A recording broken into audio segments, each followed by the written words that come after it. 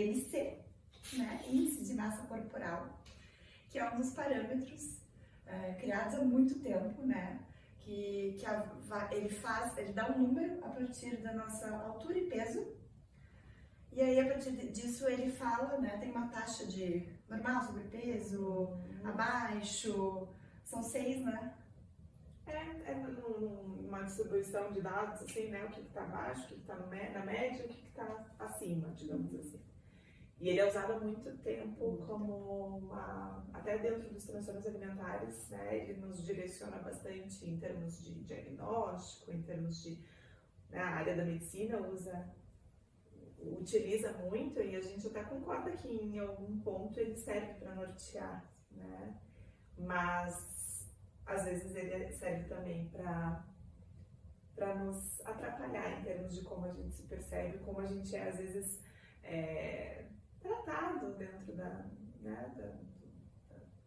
área médica, dentro da... Seria isso, mais ou menos?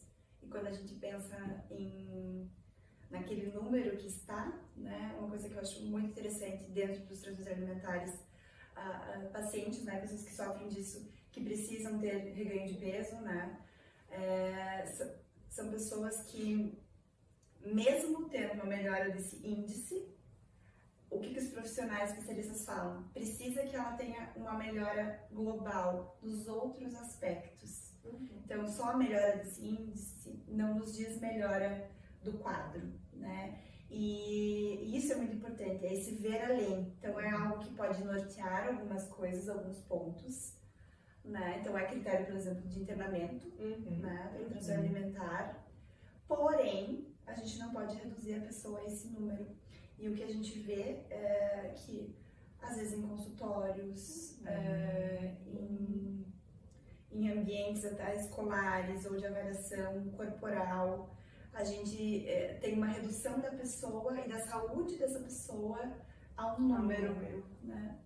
E que injusto que isso é, né? Sim. Né? Você sabe que eu estava ouvindo, fui fazer um exame, e aí o médico que estava me examinando, ele comentou que como é sensível isso do número, né? Porque tinha um paciente dele lá que se candidatou para ocupar uma vaga no exército, e aí o IMC dele era 45, né? O que dentro da distribuição aí é considerado um IMC alto, né? Um sobrepeso, uma obesidade, né? E ele foi desclassificado da seleção em função do IMC dele, né? Porque entenderam que ele tinha critérios ali para obesidade, né? E no fim das contas ele tinha esse IMC porque ele era fisiculturista, então ele treinava muito, peso pesado e tudo mais, e ele acabou perdendo uma oportunidade de emprego, enfim, em função disso. Então, olha que sensível que isso é, né? A gente tá falando aí do peso dele, né, ser aumentado por uma condição, e ele perde a oportunidade. É muito sério, se a gente for pensar, né? E independente dessa composição corporal, né, tipo, essa pessoa não poderia estar, o ex que vem primeiro, né? Então a gente vê muitos relatos, né, de pessoas obesas, por exemplo, indo procurar atendimento e às vezes não tem nada a ver com nada disso, não é uma consequência da obesidade, né? E até é difícil a gente dizer se aquilo é consequência da obesidade, algumas condições de saúde. Eu acho que isso também é um mundo muito complicado também, que a galera coloca tudo numa condição, né, de um formato de corpo, coisa que não se é. A gente sabe que se a gente for avaliar a fundo, muitas pessoas, mesmo com esses IMCs dizendo obesidade, sobrepeso, não tem nenhum problema de saúde. Então, como é complicado também essa linha, né? E essas pessoas serem olhadas por isso, ao invés de serem às vezes escutadas dentro do que elas precisam. Dentro de suas habilidades para preencher. Como desse cara aí, né?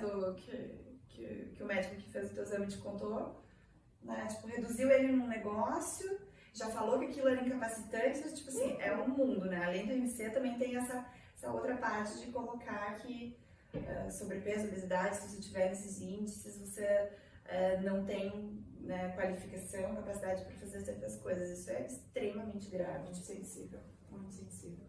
É muito grave e causa sofrimento em muitas pessoas. Então, e até falando agora de MC, assim, onde eu cresci, na escola, eles faziam isso dentro como é que é o nome? Educação física. Então, eles pesavam a gente com o parâmetro e eu, por ser a malha, sempre eu era a primeira.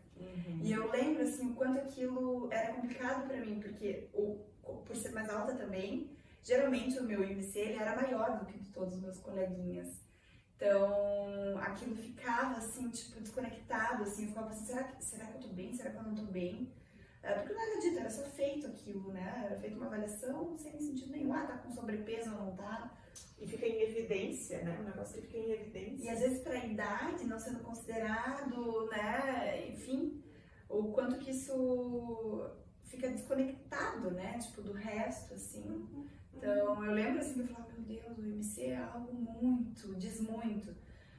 Diz coisas, né? Mas não diz tudo, né? Não diz muita coisa. Então, quanto que esse índice foi atrelando, assim, várias áreas, né? Que eu tô trazendo no ambiente escolar, você traz, né? Numa entrevista de emprego, a gente falou sobre vários contextos que... E o quanto a gente precisa se convidar a se libertar disso, né? Eu acho que esse é o grande ponto, né? Porque não diz sobre... É uma medida, mas não diz sobre capacidade, sobre habilidade, sobre saúde e doença, sobre nada além disso, nada além de uma medida para norte de algumas condições médicas, tratamentos médicos. A gente tem tantos parâmetros, né, para a gente fazer exame de sangue, tantos parâmetros, assim, que não ganharam proporções, né, como o IMC ganha, então a gente, pra gente pensar que talvez seja um número, mas que ele descontextualizado, ele, né, fica complicado da gente poder olhar ou bater martelo de alguma coisa. Você falou sobre um provérbio esses dias, né? Como é que é isso? É um provérbio alemão, que ele diz que a balança só dá o peso, não diz se é de ouro ou de prata, né? Então, o número que está, né, no peso e o número que está nessa altura, ali embaixo, fazendo esse cálculo todo, né? Que número é esse, né? Que número é esse? É isso. Até a próxima. Até. Um beijo.